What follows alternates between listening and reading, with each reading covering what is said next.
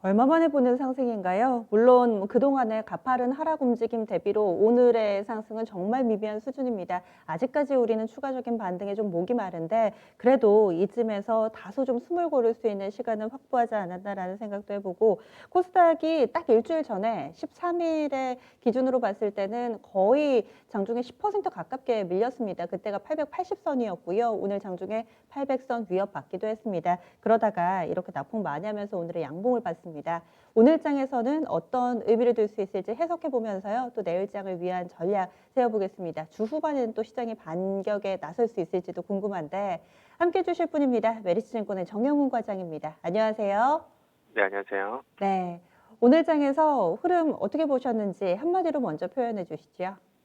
네, 한마디로 오늘 시장의 변동성이 상당히 큰 모습을 보였는데요. 아무래도 이제 미국의 이제 추가 부양책 합의에 대한 그런 불확실성이 좀 이어지면서 오늘 장중 좀 시장 변동성이 좀 크게 나타난 그러한 하루가 아니었나 그렇게 보고 있습니다. 네. 장중한 때는 코스닥 기준으로 2% 넘게 밀리기도 하다가 지금은 후반에 상승으로 전환이 됐는데 이렇게 그래도 양시장 상승불을 켰던 동력은 어떤 게 있다고 보시나요? 네, 우선 오늘 장 초반에는 이제 국내 증시가 좀 상승하는 그런 모습이 좀 보였습니다. 그렇지만 장중에 이제 외국인 투자자들의 선물 순매수 규모가 좀 축소가 되면서 시장이 좀 하락 변동성이 좀 크게 나타났었는데요. 그렇지만 이제 장 후반부에 이제 2시 이후부터 재차 이제 외국인 투자자들이 현 선물 시장에서 순매수세로 좀 전환하면서 좀 시장이 좀 반등을 좀 이끌었었다라고 보시면 될 것 같고요. 아무래도 앞서 말씀드린 것처럼 오늘 같은 경우에는 이제 미국의 그런 추가 부양책 합의 좀 데드라인이라고 할 수가 있겠습니다. 지금 미국의 지금 민주당 펠로시 하원 의장이 어제 48시간 이내에 합의 시한을 제시를 하면서 결국 이제 오늘 이제 합의가 될지 여부가 좀 중요한 관전 포인트라고 할 수가 있겠는데요. 이러한 추가 부양책 합의의 이제 시간이 좀 다가오면서 시장의 좀 불확실성이 커진 그런 하루였다라 볼 수가 있겠습니다. 어제도 미증시 마감 이후에 펠로시 그 하원 의장이 문우신 그 재무장관과 협상 진전이 있었다라고 발표를 하면서 지금 나스닥 선물 같은 경우에는 지금 상승하는 그러한 좀 모습을 보이고 있는데요. 이로 인해서 국내 증시 같은 경우에는 아무래도 이를 좀 확인하고자 하는 그런 투자 심리가 있기 때문에 오늘 장중 변동성이 컸다라고 볼 수가 있겠고요. 특히나 이제 어제 이제 현대차, 기아차 관련해서 좀 그러한 또 이슈가 있었죠. 그러면서 오늘 자동차주가 장 초반 좀 약세 흐름을 보였고 바이오 섹터 같은 경우에도 이제 대주주 양도세 이슈가 있으면서 헬스케어, 소프트웨어 업종 같은 경우에 이런 양도세 이슈에서 좀 자유롭지 못한 상황이기 때문에 좀 계속해서 수급 부담이 있다라고 보시면 될 것 같습니다. 오늘 전반적으로도 코스닥 시장이 좀 변동성이 확대가 된 이유가 아무래도 이제 개인 투자자들의 그 비중이 높은 그러한 바이오 헬스케어라든지 소프트웨어 업종 중심으로 좀 하락세가 좀 나타나면서 오늘 또 시장 변동성을 좀 확대시키는 그러한 좀 양상을 좀 야기한 그러한 좀 하루가 아니었나 그렇게 보고 있습니다. 네. 그러면 내일 장에도 계속 추가 경기 부양책 이 부분을 봐야 되는 건지 그리고 그 밖에 체크 포인트들이 있으면 함께 얘기를 해 주시죠. 네, 지금 가장 핵심적인 이슈는 추가 부양책입니다. 아시다시피 시장에 지금 모멘텀이 좀 부재한 그러한 상황이고요.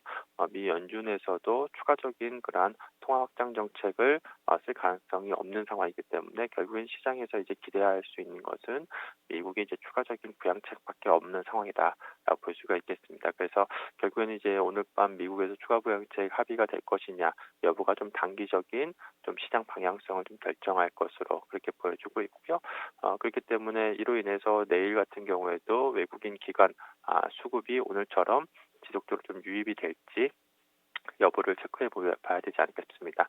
오늘 만약에 부양책 합의가 된다라고 한다면 내일 같은 경우에도 외국인 기관의 공격적인 좀 순매수세가 유입될 가능성이 높은 상황이고요. 반면에 만약에 이게 지연이 된다라고 한다면 대선 이후까지 이제 지연이 되게 되면 단기적으로 외국인 기관 수급이 좀 악화될 가능성이 있기 때문에 이 부분 좀 체크를 해봐야 될 것 같고요.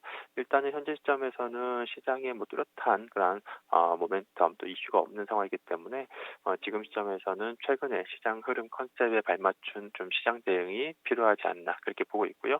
아시다시피 정부의 사회적 거리두기 1단계 하향이 이후에 지금 시크릿컬 업종이 좀 주목을 받고 있습니다. 특히나 이제 내수 유통 업종 같은 경우에 이러한 사회적 거리두기 1단계 하향과 함께 향후 이제 실적 개선에 대한 좀 기대감이 좀 부각이 되면서 최근에 계속해서 좀 상승세를 좀 보여주고 있는 상황인데요. 이러한 시장의 불확실성에도 불구하고 이러한 내수 업종 같은 경우에는 일단 정부 정책과 함께 안정적인 좀 상승을 할 수 있다는 점에서 좀 주목을 해봐야 될 것 같고요. 계속해서 말씀드린 바와 같이 IT 그리고 자동차 업종 같은 경우에는 대표적으로 3분기 업황 회복이 기대가 되고 있는 업종입니다. 오늘 아시다시피 현대기아차 같은 경우에 장 초반 시초가의 큰 폭의 하락 출발을 했음에도 불구하고 오늘 이제 거의 뭐 제자리 수준으로 보합권으로 마감을 했는데요. 그만큼 이제 3분기 지금 이제 지금 어닝 시즌에 발맞춰서 지금 업황 회복이 기대가 되고 있는 대표적인 업종이기 때문에 계속해서 뭐 하락 시에는 이러한 저가 반발 매수세가 좀 유입이 되고 있다라는 반증이 아닌가 그렇게 보고 있습니다. 네. 이번에 현대차, 기아차 쪽에서 발표했던 이 세타 엔진과 관련된 일시적인 충당금 이 부분하고 업황 회복은 별개로 지금 보고 계시는 거죠? 이 회사의 펀더멘털 영업 환경을 봤을 때 업황이 계속 좋아진다라는 이 판단에는 변화가 없다 이렇게 보시는 거고요. 네, 그렇습니다. 사실 뭐 어제 세타 엔진 이슈 관련한 충당금은 상당히 좀 충격적인 그러한 발표라고 할 수가 있겠습니다. 시장에도 전혀 예측을 하지 못했었던 그러한 부분이고요. 규모 자체도 굉장히 큰 금액입니다. 현대차가 2조가 넘고요. 기아차가 1조 원이 넘는 수준이기 때문에 예전과 같았으면 이 정도의 악재라고 한다면 큰 폭의 주가 하락이 당분간 이어질 수밖에 없는 상황인데 그럼에도 불구하고 오늘 시초가가 최저가로 오늘 큰 장대 양봉으로 좀 마감을 했다는 점에서 앞서 말씀드린 것처럼 지금 자동차 업황 회복에 대한 그러한 시장의 좀 기대감이 높다라는 좀 반증이 아닌가 싶습니다. 분명히 이번에 그러한 충당금 이슈 같은 경우에는 주가의 단기적인 펀더멘탈의 악재로 작용할 수가 없는 부분인데 그럼에도 불구하고 현대차의 뭐 미래차 성장이라든지 또한 향후 이제 업황 회복에 대한 좀 기대감이 더욱더 높다라는 점이 오늘 주가 흐름에서 좀 나타나지 않았나 그렇게 보고 있습니다. 네. 그리고 오늘 현대차 그룹주를 보는 여러 가지 시선과 분석들이 있습니다. 지금 현재 현대차 그룹의 지배구조 개편이 되기 위해서는 좀 주목해야 할 그런 종목군, 계열사들 그리고 그렇지 못한 예를 들어 현대차, 기아차 같은 경우는 지분을 좀 더 확보를 해서 이 오너율가가 늘리기 위해서는 약간 좀 단가의 조절이 필요하지 않나라는 이야기들도 살짝 제시가 되는데 이런 완성차 관련된 종목군들 현재 놓여 있는 이 이슈와의 관계 속에서 투자자들이 어떤 판단을 하고 또 어떻게 대응해야 된다고 보시나요?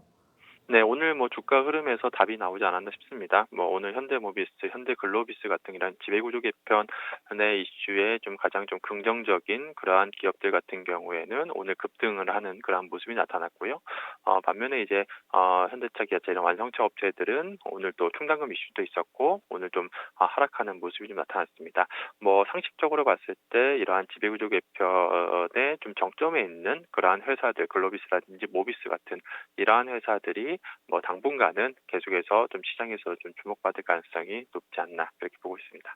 그러면 내일장 전략 어떻게 세워볼까요? 또 관심 갖고 계시는 섹터나 종목 고르는 기준이 있으시면 이 부분도 함께 알려주시죠.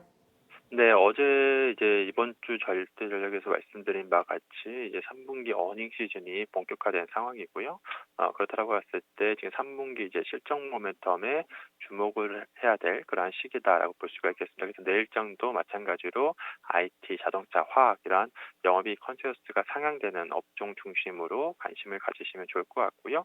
특히나 앞서 말씀드린 것처럼 지금 유통이라든지 이런 내수 업종 유통, 의류 업종 이러한 내수 업종 같은 경우에 정부의 사회적 거리두기 1단계 하향과 더불어서 향후 이제 실적 개선에 대한 기대감이 좀 높아지면서 시장에서 지속적으로 좀 주목을 받고 있는 상황이기 때문에 추가적으로 이제 내수 업종도 관심 있게 내일장 바라보시면 좋지 않을까 그렇게 보고 있습니다. 네, 알겠습니다. 말씀 고맙습니다. 네, 고맙습니다. 네.